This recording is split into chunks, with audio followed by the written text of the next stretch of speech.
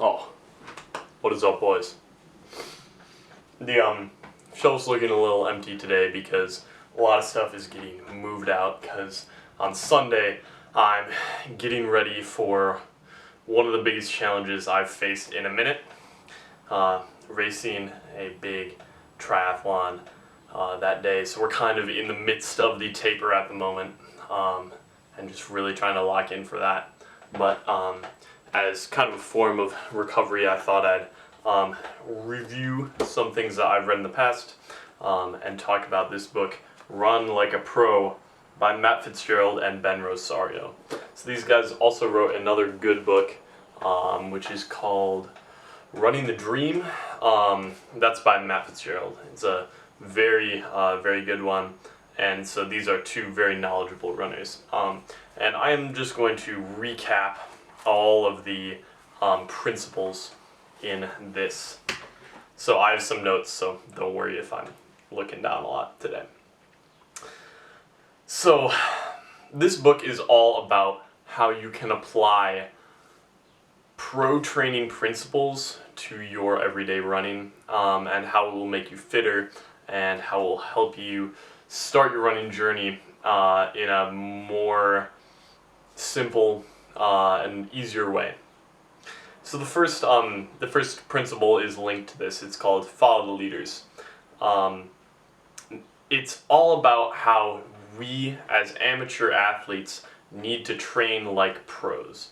Now this kind of means that we need to take the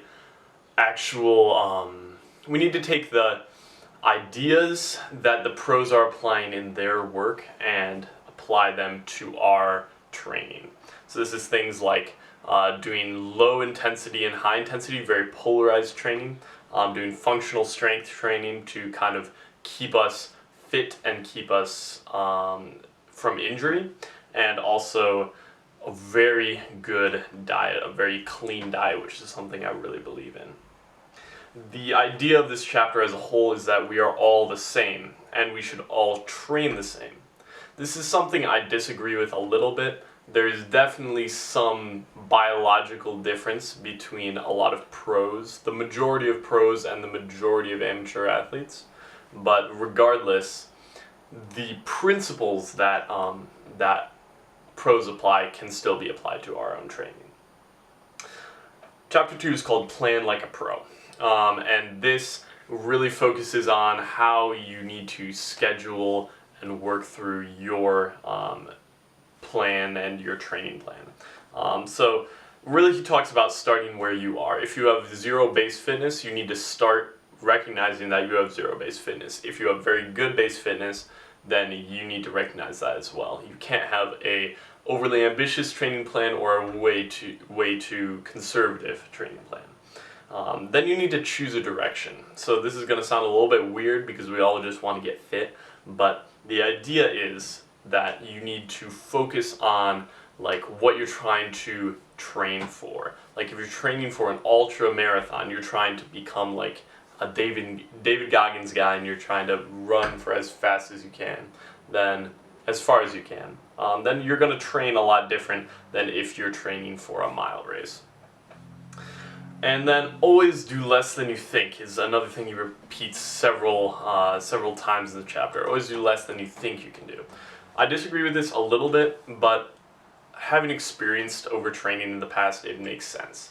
The issue with this is sometimes you have to push the boundaries of what you think you can do instead of kind of staying in the confines of your comfort zone. And finally, don't race too often. This is something that I do a lot.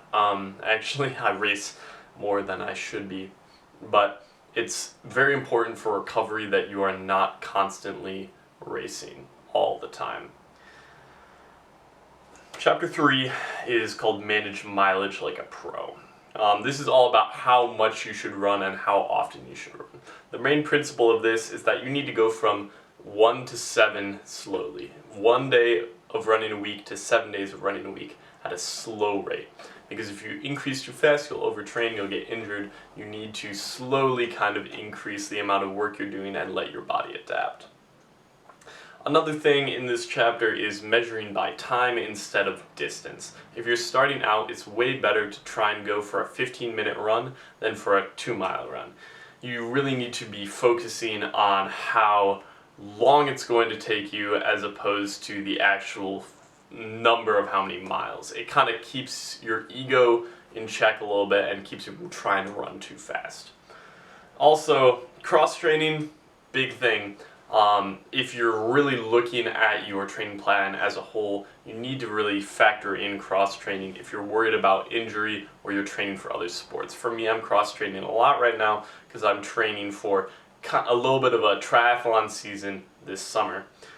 So I'm really not running as much as I would like to be. Chapter 4 is called Balance Intensities. This can be summed up really easily by just the 80-20 rule. 80% of your running should be easy, 20% of your running should be quite hard.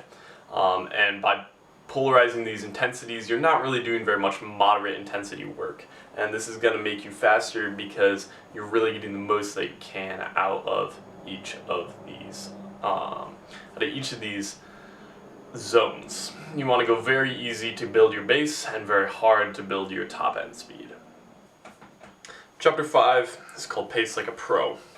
This really is not as applicable to a lot of people, but track athletes in particular, this will hit different for.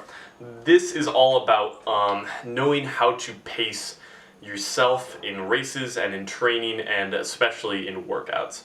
It talks a lot about pacing games, where you're trying to guess your split, and running without watches, trying to really focus on the feel of each effort and not where you are in comparison to your training partners.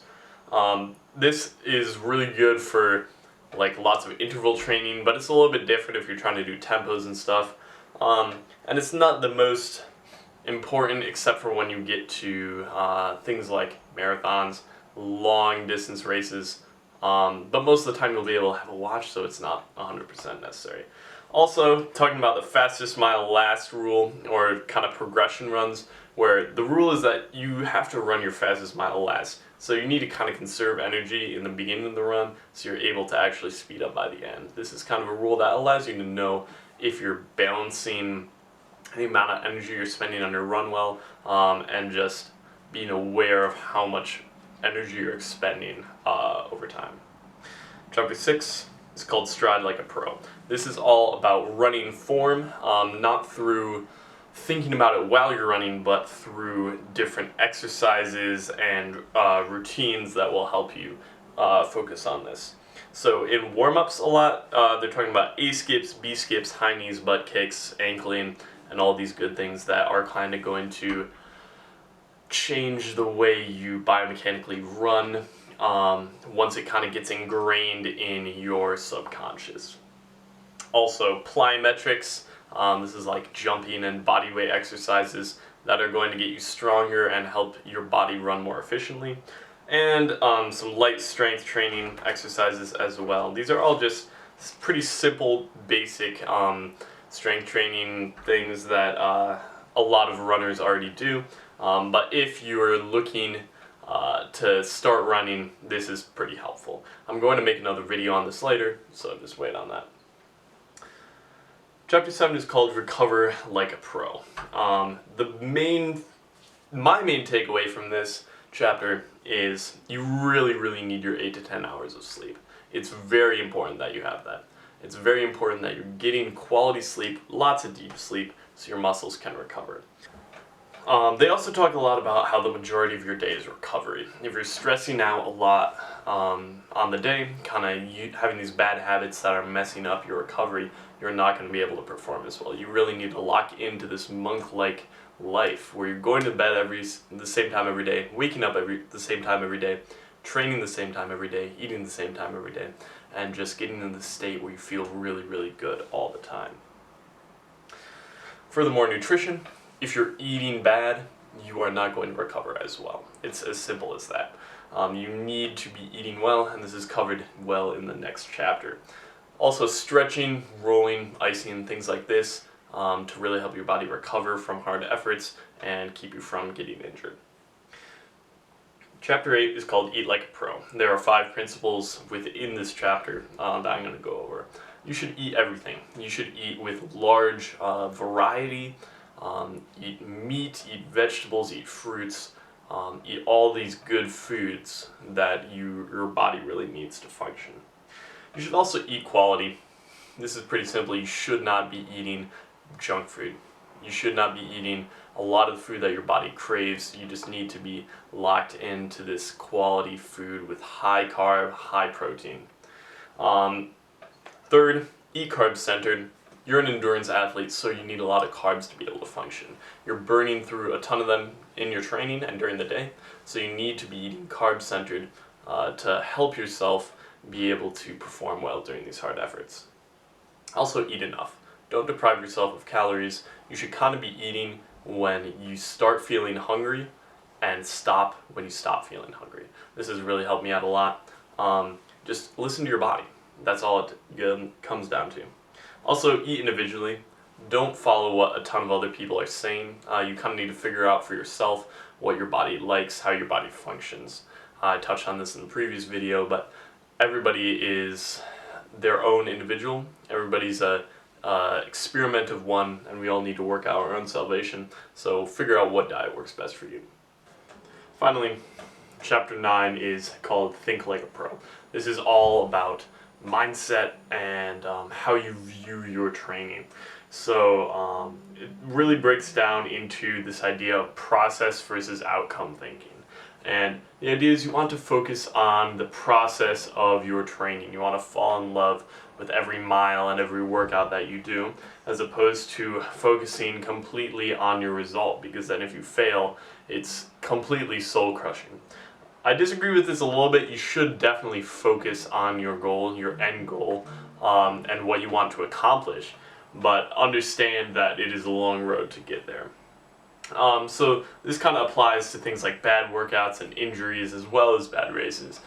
You really just need to have perspective on everything you do as a runner. If something goes poorly, you need to understand that it's just one workout, and it's just one run, and you'll get back to it as soon as you're feeling good again. Especially injuries, it's usually you're out for a couple weeks, and then you're right back at it to where you were beforehand. Alright boys, that is Run Like a Pro by Matt Fitzgerald and Ben Rosario. I hope you enjoyed it. I hope it was informative to your training and to your learning. Hopefully it saved you a lot of time. We can fit this into a 15-minute video as opposed to you having to read this entire book. At the end there are a bunch of training guides that I'm not going to put in here, but there are a ton online, and also the ones in here. They're pretty good. So if you would like to check it out, it's like 18 bucks to buy the book, or you can just get it online for free. Alright boys, hope this helped. See y'all later. Don't settle, bro.